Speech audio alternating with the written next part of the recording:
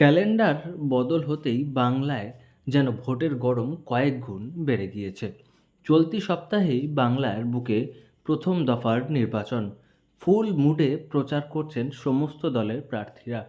আর তখনই কীর্তি আজাদ, যিনি বর্ধমান দুর্গাপুর লোকসভা কেন্দ্রের তৃণমূল প্রার্থী, তাকে দেখা গেল অন্য মুডে।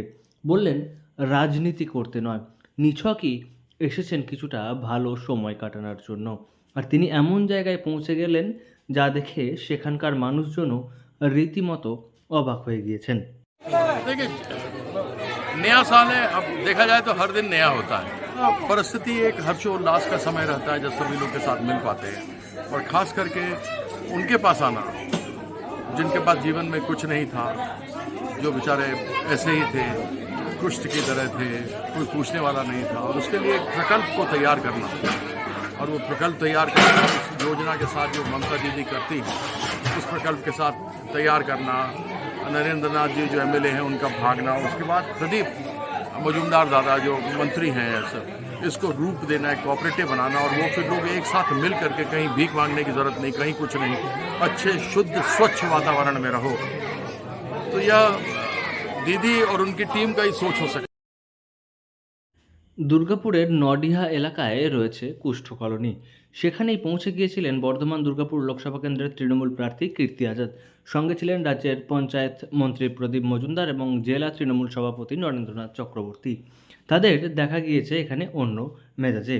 সেখানে গিয়ে কীর্তি আজাদকে দেখা গিয়েছে খুন্তি হাতে কড়াই নাড়তে।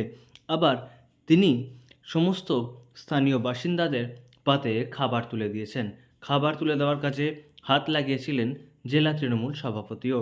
এবং এই বিষয়ে কীর্তি আজাদ বলছেন, এখানে এসে কিছুটা ভালো সময় কাটাতে পেরে তাদের এইভাবে একসঙ্গে থাকতে দেখে খুব ভালো লেগেছে। আমাদের আগ্রহ ছিল, কারণ এখানে যারা নিজেদের খুব নিম্নমূন্যতায় ভোগেন, তারা মনে করেন যে তারা সমাজের মূল স্রোত থেকে বিচ্ছিন্ন হয়ে আছেন, তাদের জীবনকে সাবলীল করার জন্যে আমাদের রাজ্যের যিনি মাননীয় মুখ্যমন্ত্রী, আমি বলি মমতাময়ী মা মমতা বন্দ্যোপাধ্যায়, তিনি যখনই শুনেছেন এখানের যোগাযোগ ব্যবস্থার থেকে শুরু করে এখানের মানুষের জন্য যা যা করণীয় সম্ভব সেগুলো জানাতে বলেন, এবং আমরা সর্বতোভাবে চেষ্টা করি তাদের যাতে স্বাবলম্বী করা যায়, তাদের যারা নতুন প্রজন্মের তারা যেন স্বপ্ন দেখেন। প্রসঙ্গত, দুর্গাপুরের নডিহা এলাকায় রয়েছে কুষ্ঠ কলোনি, তবে সেখানে সাধারণ মানুষের যাতায়াত অনেকটাই কম। সেই জায়গায় তৃণমূল প্রার্থী রাজ্যের মন্ত্রী হঠাৎ এভাবে হাজির হওয়ায় তারাও রীতিমতো খুশি হয়েছেন। দুর্গাপুর থেকে নয়ন ঘোষের রিপোর্ট, লোকাল 18 বাংলা।